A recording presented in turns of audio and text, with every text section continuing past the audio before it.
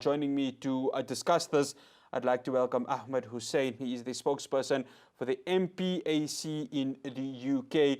He is coming to us direct from London in England. Assalamu alaikum, Ahmed, and Jazakallah so much for joining us. Walaikum assalam. Barakallahu feek. Thank you for having me. Now, it's an absolute pleasure, Brother Ahmed. We've seen the rise of right-wing groups just yesterday. I mean, this takes a whole different level, doesn't it?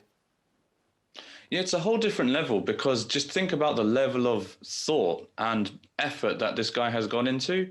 He's said in the past that he saw terrorism as the only way out. He described the Christchurch attack as a game changer. And as you pointed out, he was sharing manuals on how to create weapons. This was a dangerous man who really believed in his hate. And I think what adds to this also is that we see the rise of Islamophobia, especially in the western part of Europe. And I mean, this right over here just sort of fuels the fire to it, doesn't it? Yeah, I mean, what we see is the legitimization of this hate. What do I mean by that?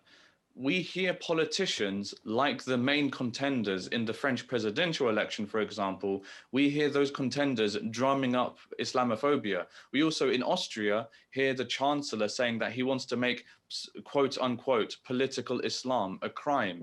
So this is feeding into, not only feeding into, but legitimizing the grievances that these Islamophobic extremists have. Brother Ahmed, let's look in England, and from my understanding, and maybe you can correct me, I mean, it seems like it's a very liberal sort of democracy, one would call it, that, you know, religious freedom is there for many different religious groups. What, of course, Michael Nugent has done, does this now allow there to be more right-wing groups to sort of filter into the United Kingdom and just make life very difficult for many minority groups? Well, as I said, when politicians legitimize these right-wing extremists by taking on their concerns and putting them into their platforms, that's the exact opposite of a so-called liberal society. So for many decades now, we see, for example, parties in the UK pushing out the claims that, you know, we need to tackle immigration, but then taking it further than just general xenophobia, really targeting the Muslim community. So, you know, the Prevent program we have in the UK, which is supposed to tackle so-called Islamic extremism, that's specifically tailored for targeting Muslims. And, you know, sometimes they catch right-wing extremists as well. But the majority of people under this so-called anti-extremist program called Prevent, it catches Muslims who have normal Muslim concerns. You know, it might be young people who are talking about Palestine. It might be older people who, are concerned about what politicians and media are talking about. If they, in their schools or talk to their doctors, if they raise these points, due to the Prevent strategy, the public authorities have to report Muslims to these to the Prevent officers and so on. And the thing is, you know, religious freedom, on the face of it, you could say the UK has religious freedom. But if there's anything that shakes the status quo, then that is immediately shut down. And we've seen that a lot recently in the UK when young people who, you know, they've foregone mainstream media. You know, mainstream media does not have the power it used to have. When young people through social media learn about the reality of Israel's true nature, and they go into their schools and they talk about Palestine, and, you know, they talk to their friends about Palestine, and they want to do something about Palestine. And you have to remember, a school is a place where a young person learns how to interact with the wider world. So they want to talk about issues that concern them at school. And yet, when these young people, some of them Muslim, some of them not, when these young people talk about supporting Palestine, the Minister of Education himself, Gavin Williamson, sends a letter to schools saying that this anti-Semitism, this criticism of Israel, must be clamped down. Where's the liberal society there? Where's the religious freedoms there?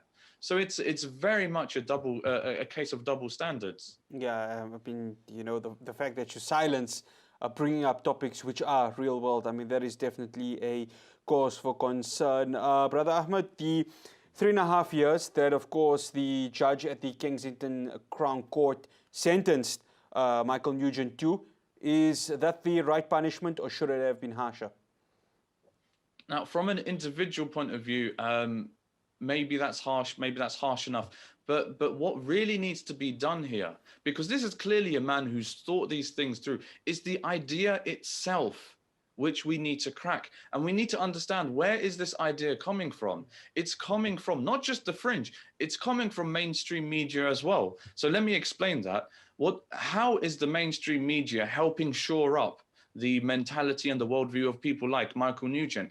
Well, when the mainstream media presents, loads and loads of Muslims coming to Europe, going all the way through Europe, and yet they do not talk about the reasons they are fleeing, that shores up, that gives fuel to the grievances of people like Michael Nugent. When they don't talk about the contemporary and historical support by European states for, it might be security, or it might be anti-terrorism, the Western support for states, for the situation that they're fleeing from, whether it's Libya, whether it's Syria, whether it's Iraq, whether it's Afghanistan, when the mainstream media refuses to talk about the true reason why Muslims are leaving their homelands in the first place, that shores up the Islamophobia.